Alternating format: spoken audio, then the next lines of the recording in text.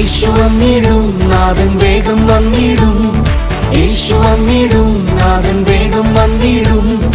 യേശുരാജൻ മേഘത്തേരിൽ വീണ്ടും വന്നിടും. യേശുരാജൻ മേഘത്തേരിൽ വീണ്ടും വന്നിടും. യേശു വന്നിടും, നാഥൻ വേഗം വന്നിടും. യേശു വന്നിടും, നാഥൻ വേഗം വന്നിടും. യേശുരാജൻ മേഘത്തേരിൽ വീണ്ടും വന്നിടും. യേശുരാജൻ മേഘത്തേരിൽ വീണ്ടും വന്നിടും. നമുക്ക് പ്രാർത്ഥിക്കാം. സ്വർഗീയ നല്ല പിതാവേ, ഞങ്ങൾക്ക് നൽകപ്പെട്ടിരിക്കുന്ന നല്ല വചനങ്ങൾക്കായി നന്ദി. ദാവീദിനെ പോലെ സ്വയം തിരിച്ചറിഞ്ഞ് ശുദ്ധഹൃദയം പ്രാപിപ്പാൻ ഞങ്ങളെ സഹായിക്കണമേ. ആമേൻ. ദൈവനാമത്തിന് മഹത്വമുണ്ടാകട്ടെ. ആത്മാവിൻ്റെ വസന്തകാലവും ആത്മപരിശോധനയുടെയും പരിത്യാഗത്തിൻ്റെ സമയമാണ് ഒരു നോമ്പുകാലം.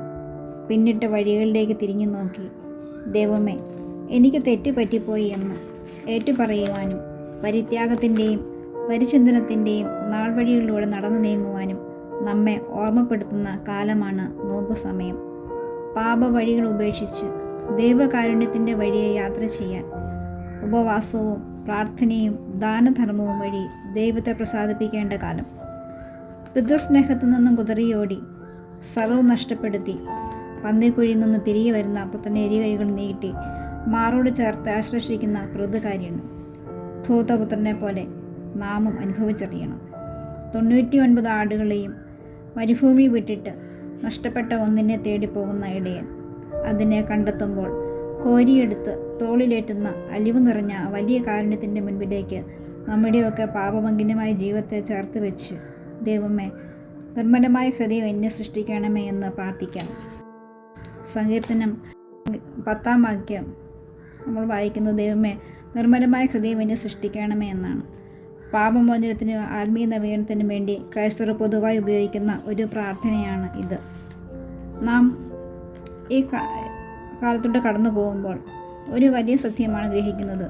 ദൈവം നമ്മുടെ പുറമേയുള്ള ജീവിതത്തേക്കാൾ ഹൃദയത്തെ നോക്കുന്നു. സങ്കീർത്തനം 51 ദാവീദിൻ്റെ കരച്ചിലായ ഒരു പ്രാർത്ഥനയാണ്.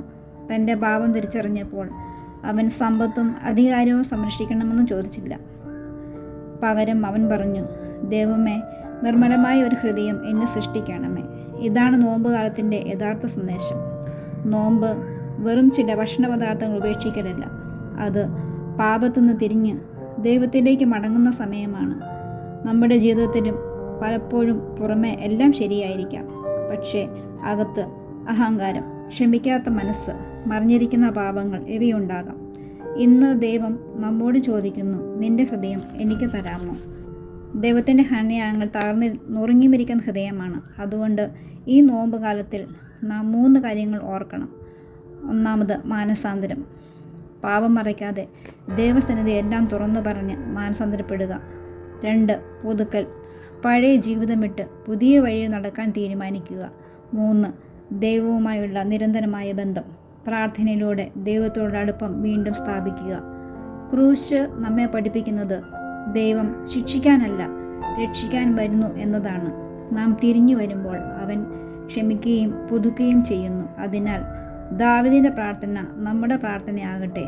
ദൈവമേ, എൻ്റെ ഹൃദയം ശുദ്ധീകരിക്കണമേ, എൻ്റെ ആത്മാവിനെ പുതുക്കണമേ. ഈ ശുദ്ധീകരണത്തിൻ്റെ വഴിയിലൂടെ നടക്കുമ്പോൾ പുനരുത്ഥാനത്തിൻ്റെ സന്തോഷം നമ്മെ കാത്തിരിക്കുന്നു. ദൈവം നമ്മെ എല്ലാവരെയും ഈ ശുദ്ധ ഹൃദയമുള്ള ജനമായി മാറ്റി തീർക്കട്ടെ.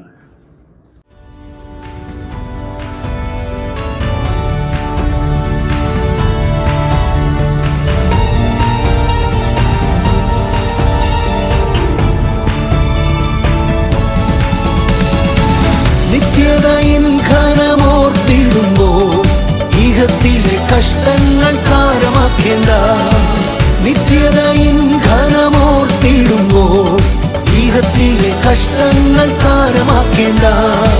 തേജസ്സിൻ പൊന്മുഖമോർത്തിടുമ്പോൾ ഭാരങ്ങൾ മറന്നു നാം ആരാധിച്ചിടും. തേജസ്സിൻ പൊന്മുഖമോർത്തിടുമ്പോൾ ഭാരങ്ങൾ മറന്നു നാം ആരാധിച്ചിടും. യേശു വന്നിടും, നാഥൻ വേഗം വന്നിടും. യേശു വന്നിടും, നാഥൻ വേഗം വന്നിടും. യേശുരാജൻ മേഘത്തേരിൽ വീണ്ടും വന്നിടും. യേശുരാജൻ മേഘത്തേരിൽ വീണ്ടും വന്നിടും.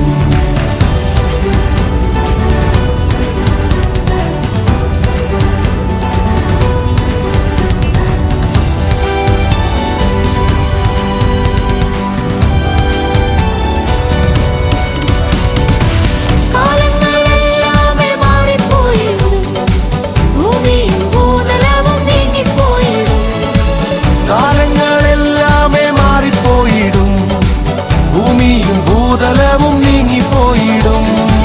രാജാധിരാജനായി വാഴുമെന്നാൾ പ്രത്യാശയോടെ നാം ആരാധിച്ചിടാം. രാജാധിരാജനായി വാഴുമെന്നാൾ പ്രത്യാശയോടെ നാം ആരാധിച്ചിടാം.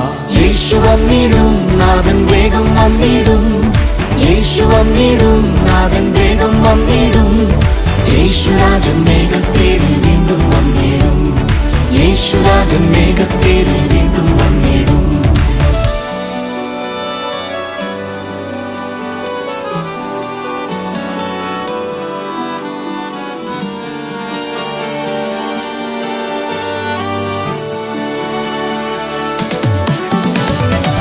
മണ്ണാകും കൂടാരം വിട്ടുപോയാലും വിണ്ണാകും വീട്ടിൽ എന്നെ ചേർത്തിടുമേ. മണ്ണാകും കൂടാരം വിട്ടുപോയാലും വിണ്ണാകും വീട്ടിൽ എന്നെ ചേർത്തിടുമേ.